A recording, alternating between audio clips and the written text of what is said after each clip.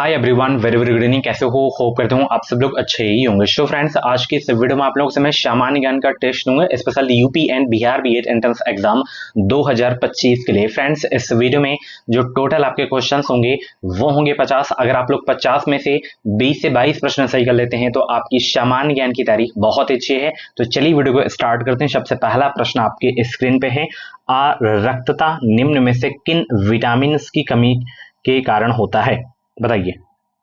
सभी लोग जवाब देने का प्रयास करेंगे। यहाँ पे विटामिन ई है और यहाँ पे के है, ठीक है। चलिए सभी लोग पहले प्रश्न का जवाब देने का प्रयास करेंगे। तो vitamin B6, vitamin B12, in vitamin की अल्पता के कारण आरक्तता होता है और एनीमिया भी हो जाता है, ठीक है। ऑप्शन यहाँ पे आपका बी वाला बिल्कुल करेक्ट हो जाएगा, ठीक है। एग्जाम में ये भी क्वेश्चन पूछा जाता है कि कोबाल्ट धातु किस विटामिन में पाई जाती है? तो 12 में ही पाई जाती है, ठीक है। चलिए अगला प्रश्न है, इलायोप्लास्ट संग्रहित करते हैं स्टार्च या प्रोटीन, वसा या आवश्यक अमीनो अम्ल? बताइए। इलायोप्लास्ट संग्रहित करते हैं, दूसरे प्रश्न का जवाब देने का प्रयास करेंगे।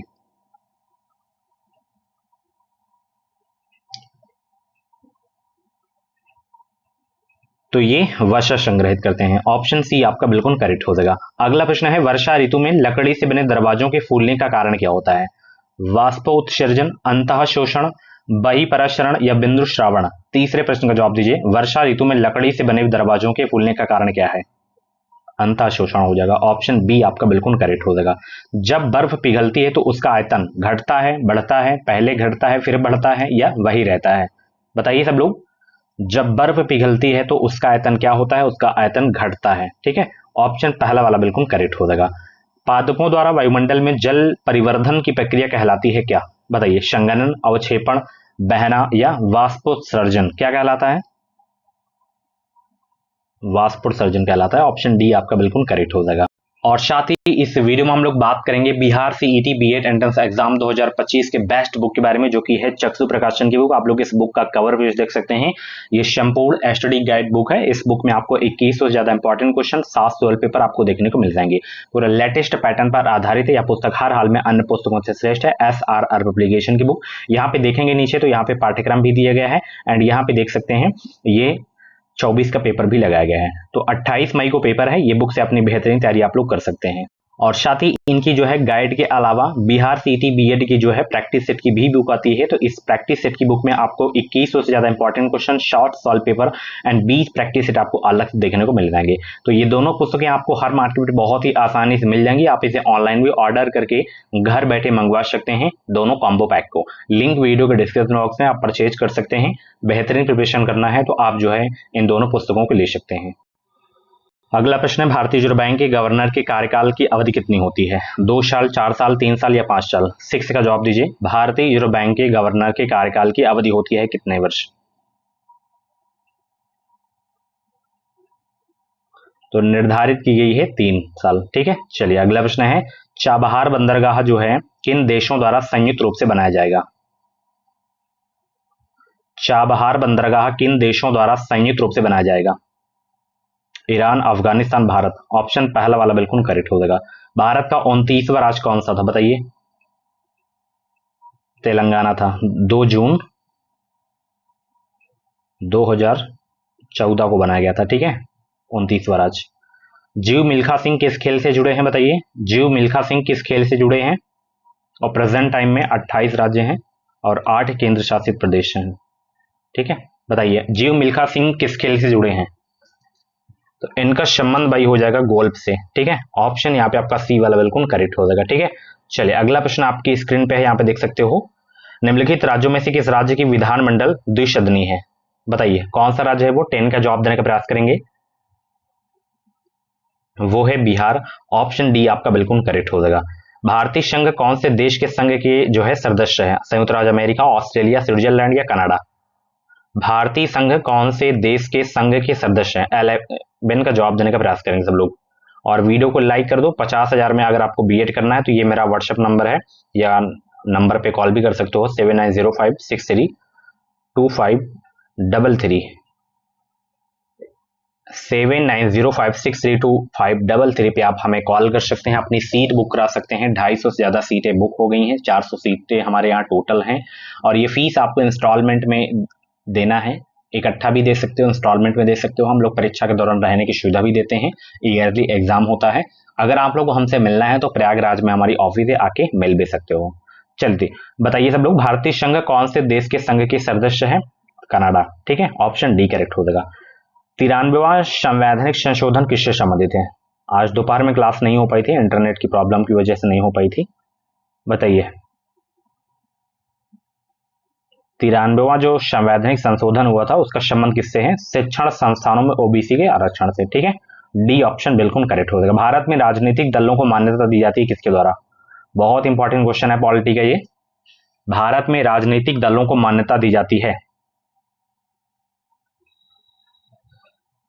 भारतीय निर्वाचन आयोग के द्वारा दी जाती है। ऑप्शन डी आपका बिल्कुल करेक्ट हो जाएगा। भारत में सूचना का अधिकार किस वर्ष पारित किया गया था? 2006 या 2005, 2004, 1999 या 2009? बताइए भारत में सूचना का अधिकार किस वर्ष में पारित किया गया? 2005 में। ऑप्शन सी आपका बिल्कुल करेक्ट हो जाएगा। अगला प्रश्न है, भारत में केंद्र शासित प्रदेशों की कुल संख्या कितनी है? अभी मैंने बताया 8।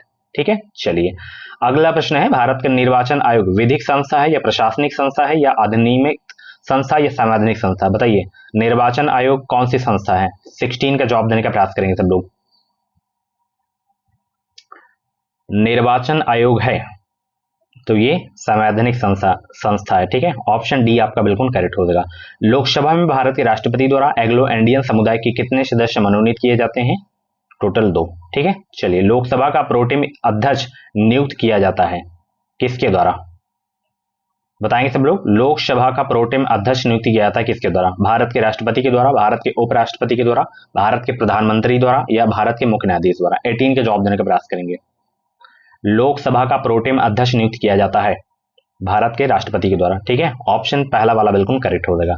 अगला प्रश्न है, भारत के संविधान के अनुच्छेद 70 के अंतर्गत राष्ट्रपति एवं उपराष्ट्रपति की अनुपस्थिति में कौन राष्ट्रपति होगा?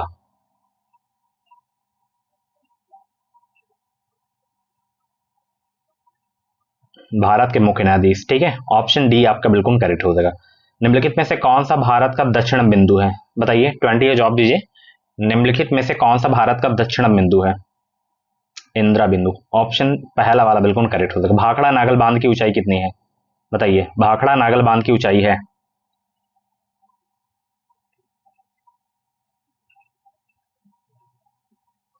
226 मीटर। ऑप्शन सी करेक्ट हो जाएगा। जनगणना 2011 के अनुसार किस राज्य की जनसंख्या सर्वाधिक है? बताएंगे सब लोग। जनगणना 2011 के अनुसार किस राज्य की जनसंख्या सर्वाधिक है?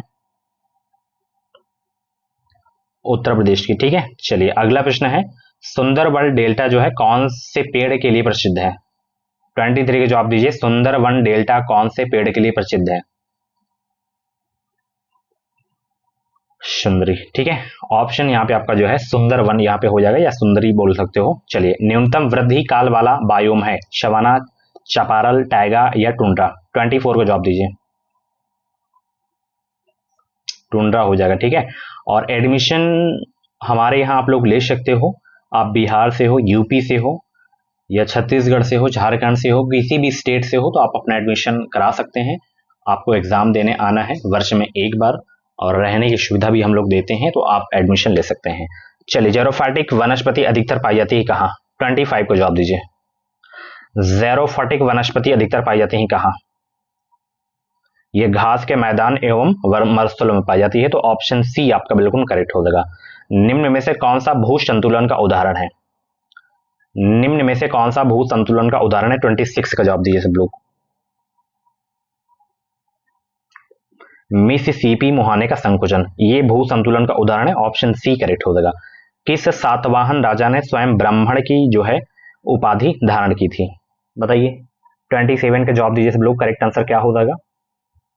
वीडियो को लाइक कर दो, और 2025 में बेहतरीन अंकों के साथ अगर आपको बीएड में प्रवेश लेना है तो अभी के अभी आप लोग एजुकेशन मिसाइल यूट्यूब चैनल को सब्सक्राइब करिए, साथ ही बेल आइकन को ऑल पे जरूर 0 प्रेस कर लीजिए, ताकि जो भी बीएड प्रवेश परीक्षा की अपडेट है, क्लासेस हैं, उनका नोटिफिकेशन आपको टाइम टाइम से मिलता रहे।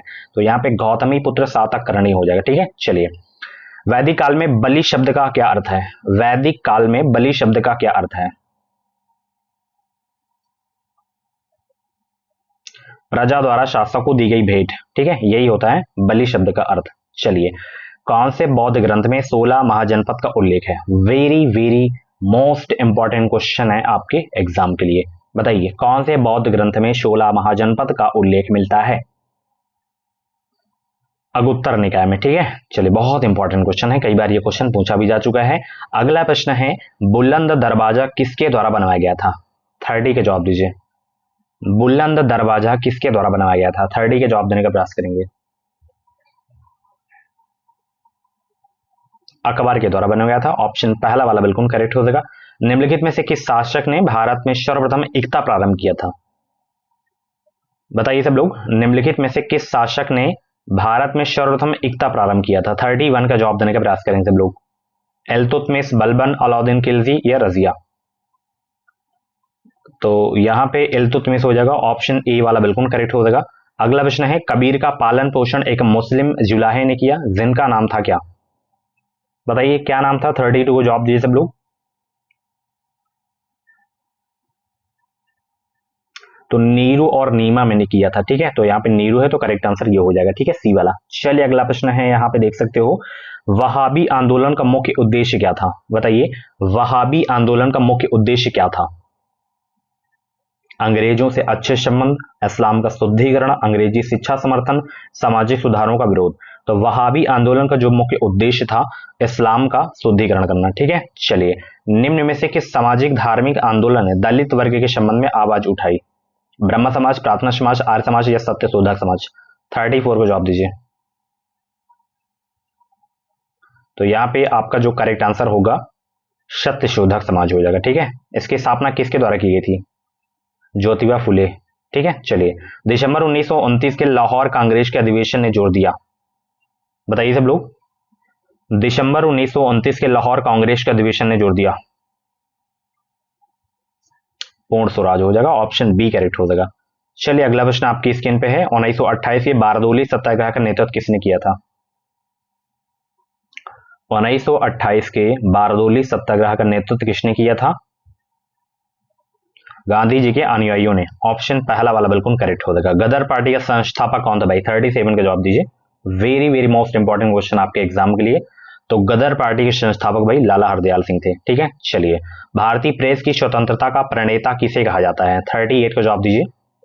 भारतीय प्रेस की स्वतंत्रता का प्रणेता किसे कहा जाता है? तो ये कहा जाता है चार्ल्स मेटकॉफ को। ऑप्शन बी करेक्ट हो जाएगा। जवाहरलाल नेहरू भारतीय राष्ट्रीय कांग्रेस के पहली बार अध्यक्ष कब बने थे?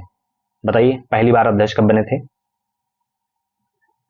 1929 में। ठीक है, अगला प्रश्न आपकी स्क्रीन पे है, भारत में मानव विकास सूचकांक में समाविष्ट है जीवन प्रत्याशा, शैक्षिक उपलब्धि, प्रति व्यक्ति आय या ये सभी? 40 का जवाब दीजिए। तो भारत में मानव विकास सूचकांक में जीवन प्रत्याशा, शैक्षिक उपलब्धि, प्रति व्यक्ति आय ये सभी जो है आपके समाविष्ट हैं। Option D. भारतीय जीवन बीमा निगम यानी कि एलआईसी की स्थापना किस वर्ष हुई थी? आपको बताना है। एलआईसी की स्थापना 1956 में। ऑप्शन बी करेक्ट हो जाएगा। 14वें वित्त आयोग ने भारत के राष्ट्रपति को अपनी रिपोर्ट प्रस्तुत की थी कब? तो ये जो है प्रस्तुत की गई थी दिसंबर 2014 में। ठीक है, चलिए भारत में किसी क्षेत्र से अधिकतम कुल घरेलू बचत प्राप्त होती है? किस क्षेत्र से? सार्वजनिक, घरेलू, निजी या इनमें से कोई नहीं? 43 का जवाब दीजिए। तो यहां पे करेक्ट आंसर आपका घरेलू क्षेत्र हो जाएगा। ठीक है, चलिए निम्न में से कौन सी अवधि प्रथम पंचवर्षीय योजना की थी? तो प्रथम पंचवर्षीय योजना थी भाई 1951 से 56। ठीक है, ये अवधि थी इसकी। राष्ट्रीय सांख्यिकी आयोग की स्थापना कब हुई थी? बताइए राष्ट्रीय सांख्यिकी आयोग की स्थापना कब हुई थी? 12 जुलाई 2006 को। ठीक है, चलिए निर्धनता का दुष्चक्र की अवधारणा संबंधित किससे? कार्ल मार्क्स, आर नर्कशे, एडम स्मिथ, इनमें से कोई नहीं? आर नर्कशे करेक्ट आंसर हो जाएगा। ठीक है, निम्नलिखित में से किसमें कार्बन नहीं होता है? बलुआ पत्थर में नहीं होता है। ठीक है, भारी जल है एक, शीतलक, मंदक या ईंधन, ए व बी दोनों? तो दोनों है, शीतलक मंदक दोनों है। ठीक है, विटामिन सी का रासायनिक नाम बताइए सब लोग। विटामिन सी का रासायनिक नाम क्या हो जाएगा? एस्कॉर्बिक अम्ल हो जाएगा। ठीक है, चलिए निम्न में से कौन सी धातु चाकू से काटी जा सकती है? तो ये आप लोगों के लिए होमवर्क है, इसका जो भी करेक्ट आंसर हो आप लोग कमेंट बॉक्स में इसको जरूर बताना। ठीक है, और बाकी एडमिशन लेना है तो आप मुझे मैसेज कर सकते हो, अपनी सीट बुक करा सकते हैं, क्योंकि 400 सीटें हैं, 250 ऑलरेडी फुल हो चुके हैं। सीट बुक करने का कोई भी चार्ज नहीं लिया जा रहा है, आप बिल्कुल फ्री में बुक कर सकते हैं। केवल व्हाट्सएप पे आपको मैसेज करना है कि मेरा ये नाम है, मेरा रजिस्ट्रेशन नंबर ये है, सर मुझे एडमिशन लेना है, तो आपको मैसेज कर देना है। ठीक है, तो थैंक यू सो मच, मिलते हैं अगली वीडियो में। कल से आपकी वही टाइम से क्लास होगी, मॉर्निंग में 9:30 बजे, दोपहर में 2:30 बजे, शाम को 6:45 पे। Bye bye, take care.